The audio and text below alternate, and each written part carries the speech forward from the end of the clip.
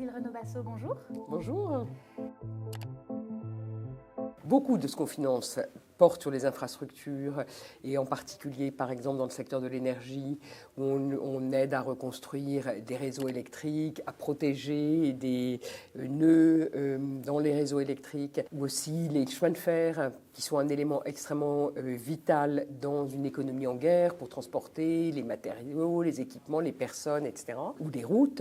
Et donc, une grosse partie de ce qu'on fait porte sur le financement d'infrastructures qui, et notamment dans le secteur énergétique, ont été très fortement détruites par les bombardements russes, puisque la quasi-totalité des sources de génération énergétique ont été fait l'objet d'attaques. La façon dont on voit ça, c'est que c'est absolument indispensable pour que l'économie puisse continuer à fonctionner, pour que le pays puisse continuer à vivre, que les gens aient du chauffage, de l'électricité, que les trains puissent tourner, etc.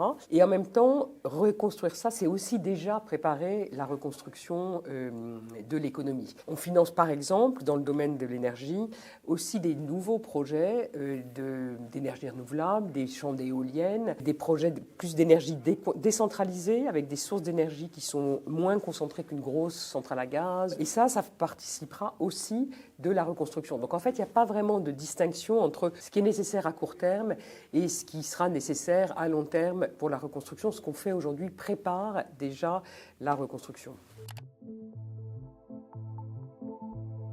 Si, et ça c'est vrai d'une certaine façon pour toute l'Europe, parce qu'on a réalisé avec la guerre en Ukraine que l'Europe avait une énorme dépendance au gaz russe, avec certains pays en particulier, mais c'était un sujet pour l'ensemble de l'Europe, et que dans ce contexte-là, le développement des énergies renouvelables était à la fois un objectif climatique que l'Europe porte, mais aussi un enjeu de diversification des sources énergétiques et de sécurité énergétique, parce qu'on n'a pas envie non plus de passer d'une dépendance d'une source d'énergie fossile à une autre avec d'autres dépendances géopolitiques. C'est vrai pour l'Ukraine, c'est vrai pour l'ensemble de l'Europe.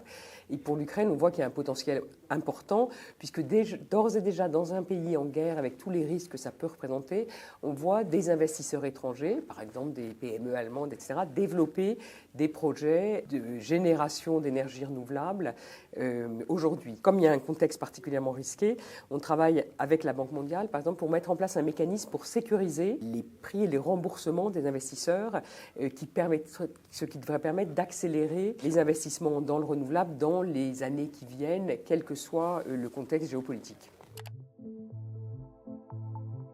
Alors, on finance déjà beaucoup aujourd'hui, nous, du secteur privé. C'est-à-dire que dans la quasi-totalité de nos projets sont dans le secteur privé. En volume, c'est la moitié de nos investissements dans le secteur privé. Et donc, pour accompagner des investissements d'entreprises, soit des entreprises internationales qui investissent dans le pays. Je parlais tout à l'heure d'entreprises dans le secteur du renouvelable, mais on a financé l'année dernière le plus gros investissement direct étranger en Ukraine. C'était un projet télécom porté par Xavier Niel, une entreprise française, qui a investi un montant tout à fait considérable avec nos financements et des garanties pour investir dans une entreprise ukrainienne. Ça, c'est les grands projets internationaux. On finance également les entreprises locales dans le secteur de l'agriculture, par exemple, qui est un secteur fort historiquement en Ukraine, ou le manufacturier, ou dans le secteur de la tech. Continuer à soutenir le secteur privé est un élément très important. Ça permet de soutenir aujourd'hui l'activité économique, les emplois, la création de ressources, de richesses, etc. Et ça sera encore plus important dans le cadre de la reconstruction une fois qu'il y aura un accord de cessez-le-feu ou un accord de paix. À ce moment-là, les investisseurs internationaux, ils auront besoin de financement de banques multilatérales comme nous, mais aussi de financement plus classiques, bancaires, privés, etc. Puisque le niveau de risque sera beaucoup plus mesuré, donc les perspectives de retour sur investissement beaucoup plus importantes, etc. Dans un pays en reconstruction, la dynamique de croissance est souvent très positive, etc. Donc le relais sera pris plus spontanément, plus naturellement, une fois la situation de guerre arrêtée. Odile Renaud-Basso, merci beaucoup. Merci. Sciences Po.